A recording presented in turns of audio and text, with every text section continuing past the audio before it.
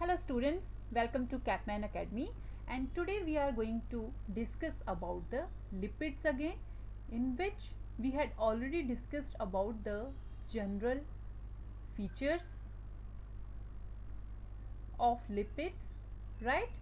And in the general features we had seen what functions actually lipids have and what type of properties they have.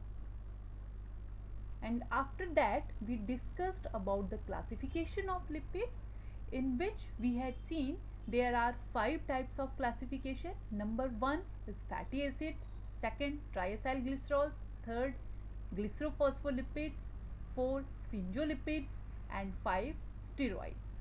And from them, fatty acids we had already discussed. We had seen there are different type of fatty acids: saturated fatty acids and unsaturated fatty acids.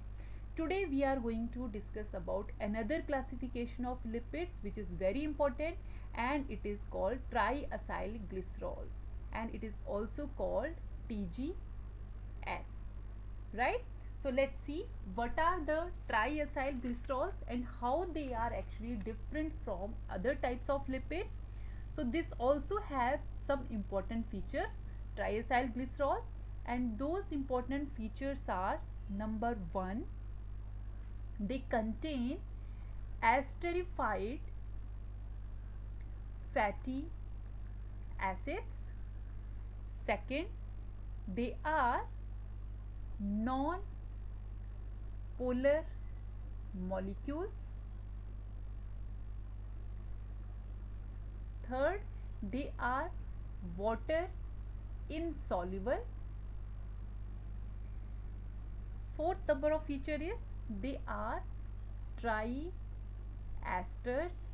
of glycerols. This we will discuss in detail now. Fifth property is they function as energy reservoir. They function as energy reservoirs. So these triacylglycerols, they are actually neutral lipids, and they mostly used for the storage of energy in the specified cells present in the animals as well as in humans, right? And those energy storing cells in humans are called adipose tissue, right? So in the adipose tissue the triacylglycerols are actually stored. And why in the form of triacylglycerols? Let's discuss that. First of all, as we know, the glycerol is an alcohol molecule. It contains 3 carbon units with the hydroxyl groups. So during the esterification process, or you can say the synthesis of the triglycerides, these hydroxyl molecule, they actually split off from the glycerol molecule, and the first functional carbon, the carboxylic group of the fatty acid chain, they actually make a bond with the glycerol molecule. So this process is called esterification. This process is called esterification. As I told you, the fatty acids naturally they do not exist, they exist in the esterified form, and this esterified form, when it will binds to the glycerol molecule. So this is called esterification of the fatty acids, right? So during this esterification, what happens, the water molecule separates from the molecule, and these 3 carbon units, they make a bond with the fatty acids here, which is called ester bond, right? So how many ester bonds can actually form here? 3. 1, 2, 3. 3 carbon units, they can make 3 ester bonds. So this is also very important, as we had discussed in the carbohydrates. Carbohydrates contain glycosidic bond, right? Whereas in the lipids there are ester bonds which actually form the bonds between glycerol and fatty acids. So this is how your triglycerides are actually exist in the body, and where why this type of process is actually present in the nature, because we have a very specific cells, right? The cells which has a very specific size and shape, and in those, if you want to store the energy, you cannot store as a single molecule. You have to make a compact structure of this molecule, otherwise they will overflow in the cells. So to make it compact, what happens, these molecules do the esterification with the fatty acids, then a single molecule of the glycerol can contain a lot of energy in one molecule. So this is how you can see there can be hydrocarbon chain which is 18 carbon long, it can be 20 carbon long, it can be 25 carbon long. It depends on the what type of fatty acids is actually being esterified here, right? So this is how your fatty acids are actually being stored in the body, and they make a large cells which are called fat globules, and they appear something like this in the body. So these are here your fat globules. They contain a lot of triacyl glycerols, and they are majorly used during the process of starvation, right? These are your reserves which are being used when you feel starved for more than 24 hours. Then your triglycerides will be released from the fat globules, and they will be used for the energy consumptions there, right? So this is how your triglycerides are actually present in the humans, and how they are being metabolized there. Now we can discuss about the fat which is present mostly in the subcutaneous layer,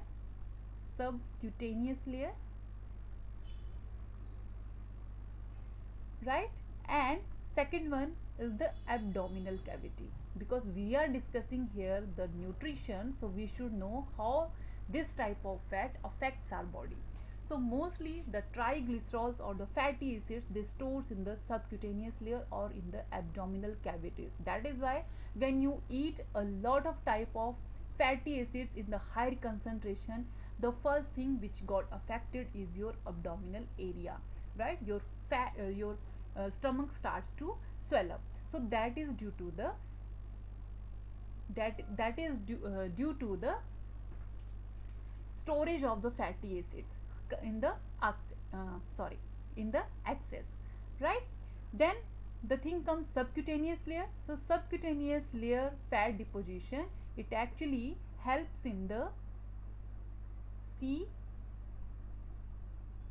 mammals, or you can see the sea creatures like the fish.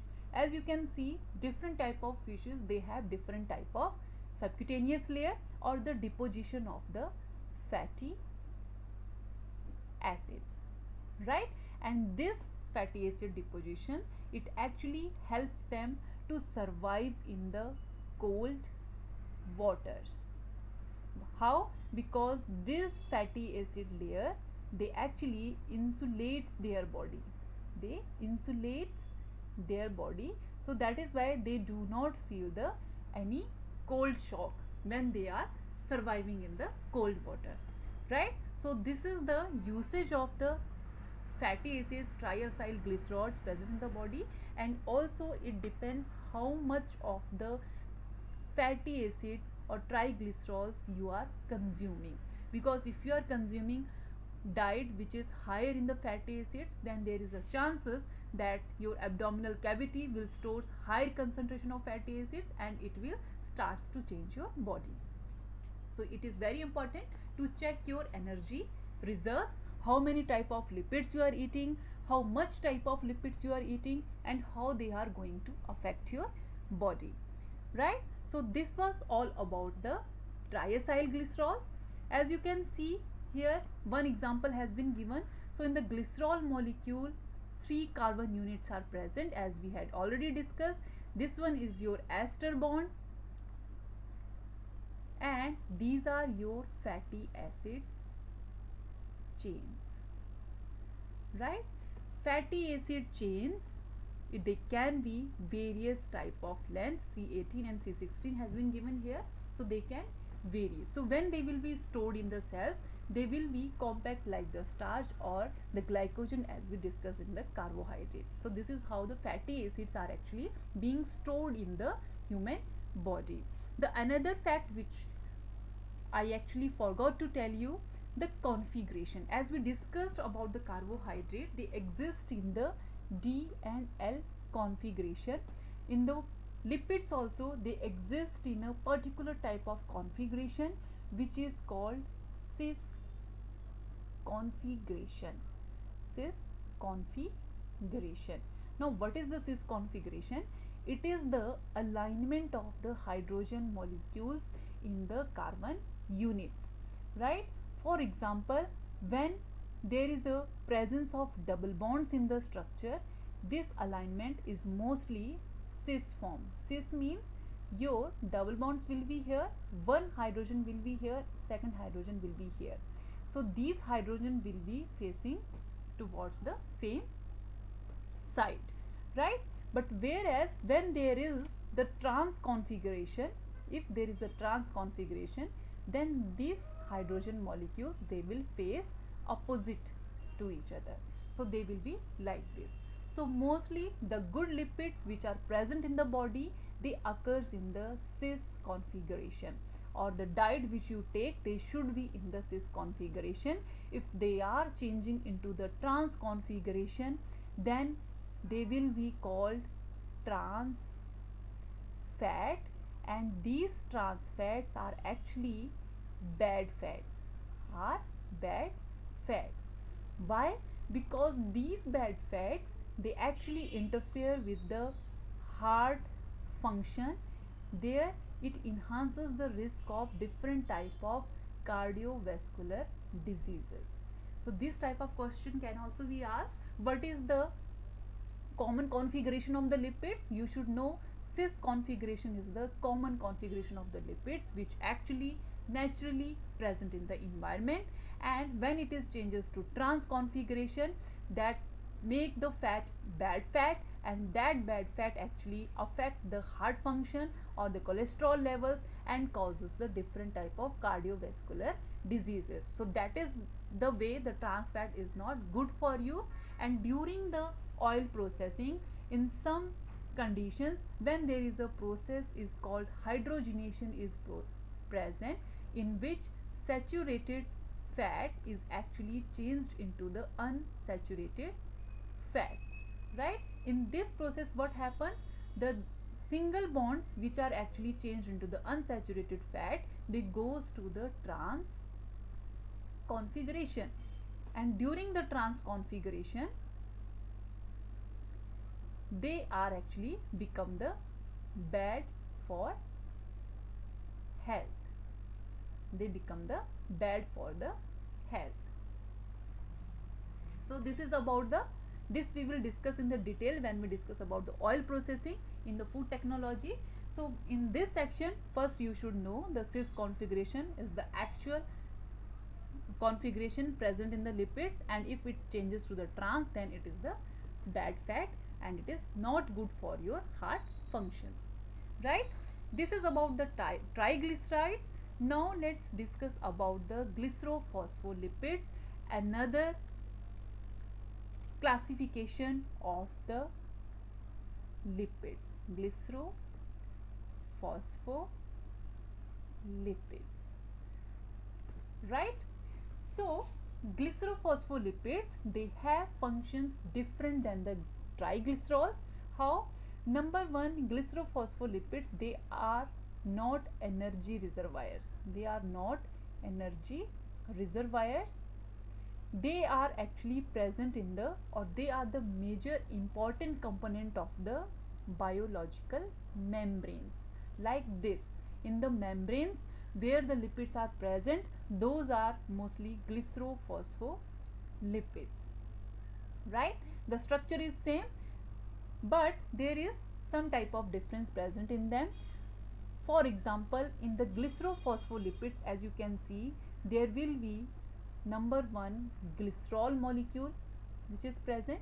Second molecule here is phosphate molecule, and third thing is come fatty acids chains which will be present in the molecule, right? The new thing here is the phosphate molecule. So this is how the glycerophospholipids are actually different than the triacyl glycerols. Triacyl glycerols are your simple lipids, neutral lipids, whereas glycerophospholipids are the membrane lipids, right? Now the structure of these lipids is somewhat like that. The phosphate lipid here, it will be making the polar head group. It will be making the polar head group. It contains X, Y, Z type of molecules attached to it, that also we will discuss. And then it contains glycerol molecule and long fatty acids chains which can be saturated and can be unsaturated, right? And this polar head group, it is hydrophilic in nature, which means water loving in nature. So it will be towards the water form, right? And the hydrophobic tails, they will be away from the water because they hate water.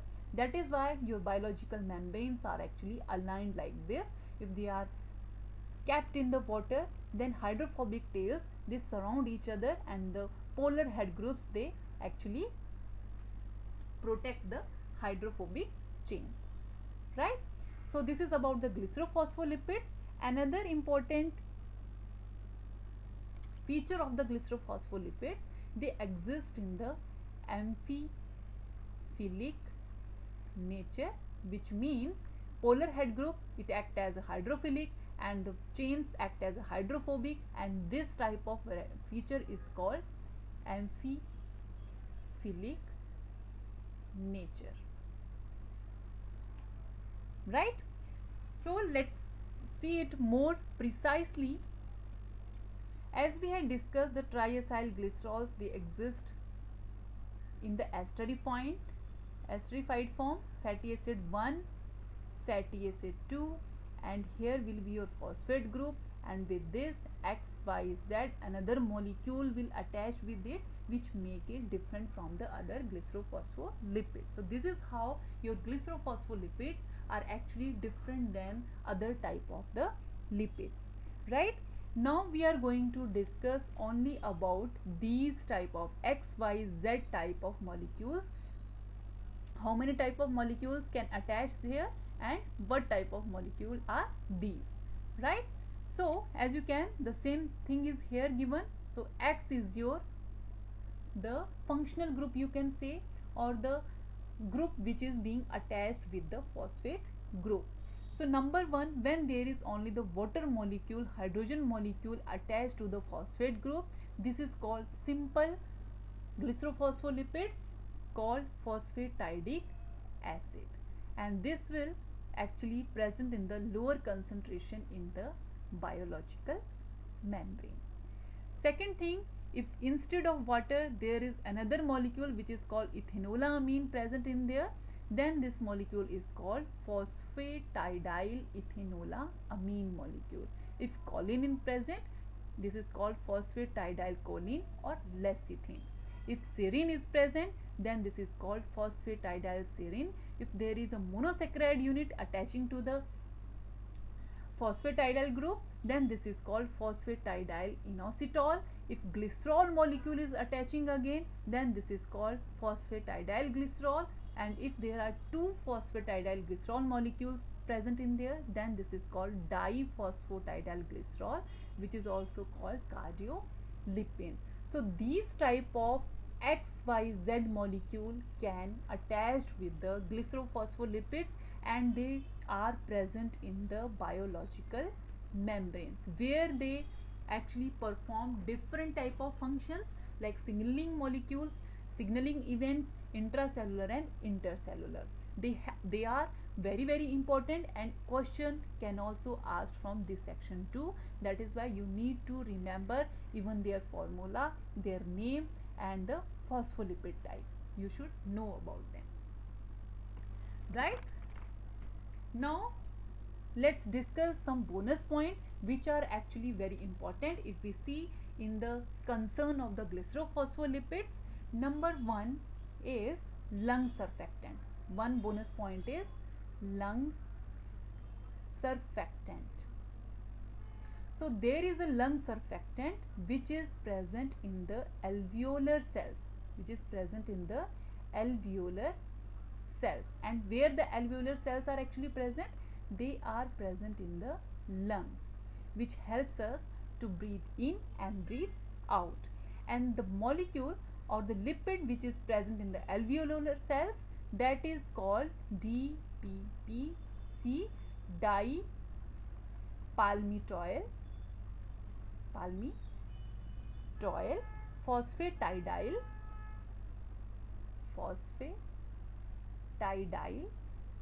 choline, because there is a choline present here, so and phosphate group present, so this is your GPL, glycerophospholipid. You should know the full form of this one. Question can be asked also. Now what is the function of this lung surfactant, right?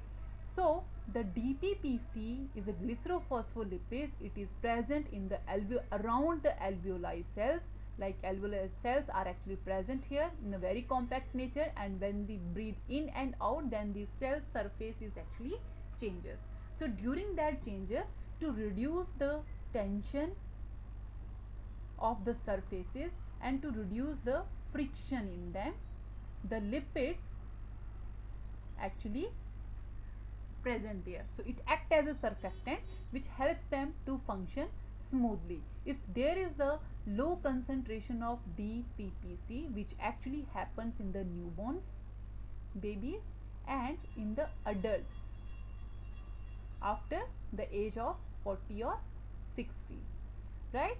So they feel there is a problem in the breathing, so most of the time their chest feel pain there. So that is due to the reduction in the DPPC molecule in the alveolar cells, right?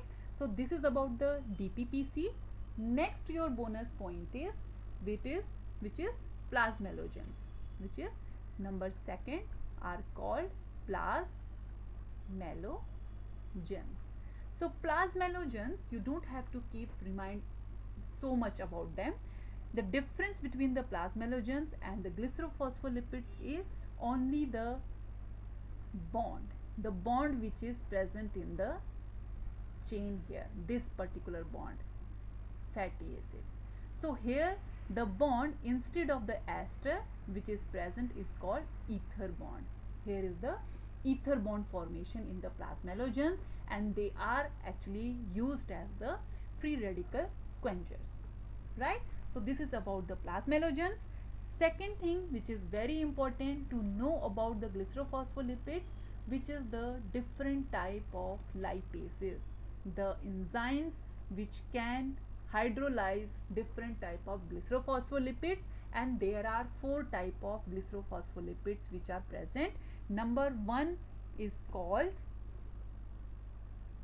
A1 lipase, phospholipase, A2 phospholipase, then there is phospholipase C and D. So 4 type of lipases are actually present to hydrolyze different type of glycerophospholipids. From them only the one which is very much dangerous is called A2, and this one is present in the snakes and bees, right? And what this A2 actually does, this actually attack to the second carbon of the glycerol molecule, where it detaches the fatty acids from the rest of the chain, and it forms the lysophospholipid, and this lysophospholipid is actually lytic in nature, which means it starts to degrade the membranes. So if your cell's membrane is degraded, then your cells can be very dangerous, and they all will be interrupted or disrupted from their metabolic activities or their specific type of activities. So this is how this lysophospholipid is actually affects the biological membrane functions. Other type of lipases which are also present, they are A1, phospholipase C and D. They act as particularly on the phosphate group. For example, phospholipase C and D, they act on this one, right? And phospholipase A1 that act on the C1 of the carbon chain. Their function is to form different type of secondary molecules which are called lysophosphatidic acid, lysophosphatidic acid, and second one is called 1,2-diacyl glycerols. This one is formed by the C and D, and this one is formed by the A1. What is the role of these? They act as the signaling molecule. They act as signaling molecules in the natural cells. So these are actually normally present lipases in the animals, and this one is the abnormal lipase which should not present in the animals, otherwise it will denature different type of cells membrane. So this is about the glycerophospholipids and triacyl glycerols you should know about. So in this one you need to remember about different type of lipases. This is very important because question can be asked from here.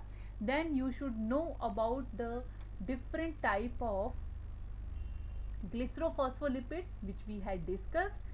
Various type of glycerophospholipids we discussed here, then some bonus points we discussed here, and the basic structure of the glycerophospholipids, which includes fatty acids, glycerol, phosphate, and different type of other molecules, right? So this is all about the lipids. That's all for the today. If you have any doubts, you can ask us.